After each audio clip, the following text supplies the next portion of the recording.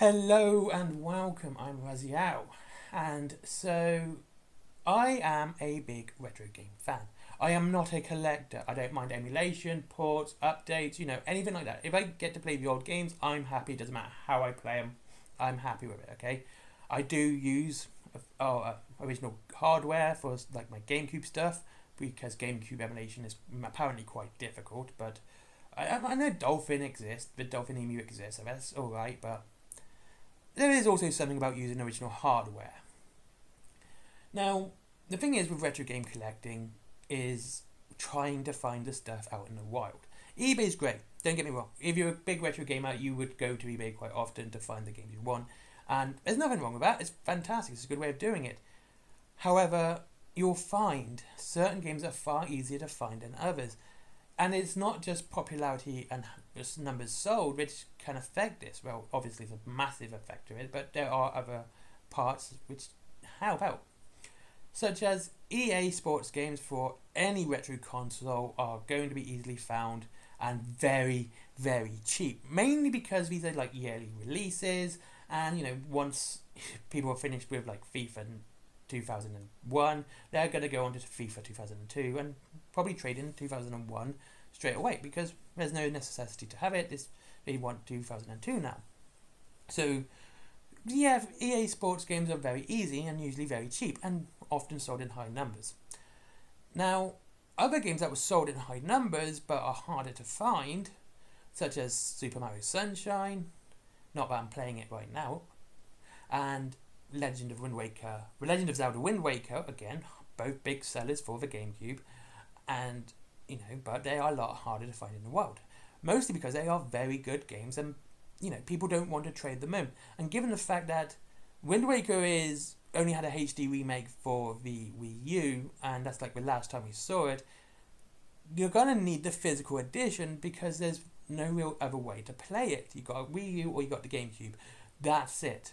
This is a bit of a shame because it's a fantastic game. It's my favourite Zelda game. So, what does this have to do with wargaming, you might ask? Because I'm a wargaming channel, obviously. Because it's about accessibility. And Games Workshop models are very, very accessible. They are probably the most accessible form of wargaming you can find.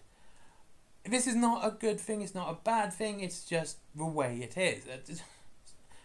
And there's nothing there's nothing else could be said about it. My local model shop, I can get Airfix models, I can get Tamiya models, the remote control cars, Hornby, Scale Electrics, lots of these other fun, geeky hobby parts. But when it comes to wargaming itself, I can only get Games Workshop models. And they do have a decent stock in, don't get me wrong, and they can order stuff in as well. And that's the closest shop. The next closest shop to me is just a Warhammer shop. I do have to catch a train to get there, but it's another Warhammer shop. So again, Warhammer is that accessible that my two closest shops only stock Warhammer. Again, not a bad. Again, this is not a negative or positive thing. It's a neutral remark. It's just the way it is. So don't shout at me down in the comments because I'm saying GW is bad. No, it's accessible in the high street is what I'm saying. And if I was to get anything from Kings of War, Warlord Games, Semantic, Warlord Games, War Cradle, I would have to go even further afield. It's still another train ride, by the way. I live out in the sticks, so it's another train ride, by the way. But then I can actually get it, and then I can finally buy, my Wild West Exodus stuff. I can buy my Dystopian War stuff. I can buy all the other game stuff, which other people do. Malifaux, Conquest, all that other cool stuff. I can go out and buy that. But the fact is, I will have to travel 80 miles in a day just to go out of my way to get it. Whereas if I was to get anything for Warhammer, I could walk there. It would be an hour out of my time. I live out in the sticks, right, but I'll still walk it. It's about 2 mile walk there and back, there and 2 miles back. Okay, But like I said, it's relatively close. And again, another train ride is only 10 miles to the nearest Warhammer shop. Okay, so it's very accessible. Now, that is one of the issues I think that other war games aren't getting the love that they deserve. Warhammer 40k Lore Rise, LAW, Lore. No, Rules Rise, I should say, not Lore Rise. Rules Rise isn't in a good place. The 10th edition rules aren't great. Horus Heresy rules have many issues. I don't know about Age of Sigmar and the new one yet. But when it comes to their games, they are not the best games.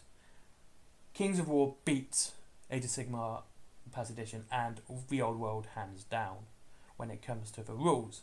Wild West Exodus, Conquest. I cannot, in good honesty, say to you that Games Workshop model games even come close to my top 5 favourite games. Not even close. It's a distant 6th. And I only play 6 games at the moment. And 2 of them are Conquest. Right? I'm sorry, I'm in a very silly mood today. Yeah, and 2 of them are Conquest. The Last Argument of Kings and First Blood. But like I said, the fact is, these games are far, far superior. But to get these games, you have to go online. It's going to be very hard for you to find them out in the wild, such as trying to find Conker's Bad Fur Day for the GameCube, for the N64 I should say, out in the wild is going to be very hard for you to find. Not to mention the price, that it's actually cheaper to buy an Xbox One plus Rare Replay if you want to play it that badly than it is to buy an unboxed copy of Conker's Bad Fur Day. Besides the point. But like I said, this accessibility is what kind of gives Games Workshop its massive edge in wargaming. And I probably think this is the biggest thing. Now, the thing is, all of these other games you can buy online. It's very easy to get. It's almost a reverse online. It really is. Because if I want to get anything for Mantic or Warlord Games or Warcradle or Parabellum Games, I can go to their shops online and they're pretty much going to guarantee having it in.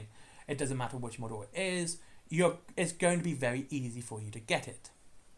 Whereas for some reason, Games Workshop, if you want certain models online, it's a hit or miss. You don't know if it's going to be in stock or not. Now, people say, oh, that's because it's popular. I kind of question that, because when something's popular, companies tend to keep them stocked heavily. Like, it's really hard to get something popular to go completely out of stock for months on end.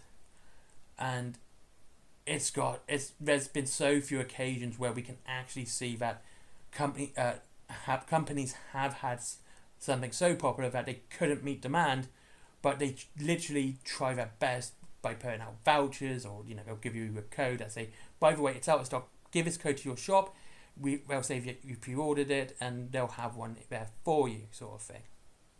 And the last big one of this was, of course, the Wii. That sold out of stock. Literally, it was so popular that the day it got back in stock, it sold out again, and they were getting weekly deliveries. So Nintendo were trying to keep up with demand, but they just couldn't. Whereas with Games Workshop, I'm not dissing them, I'm just stating a fact, that trying to find certain models, they don't even come back in stock. I've tried this with certain models where I click email me, just to see when it comes in stock, and I don't get a reply for months on end. I will not get say, oh, by the way, it's in stock now.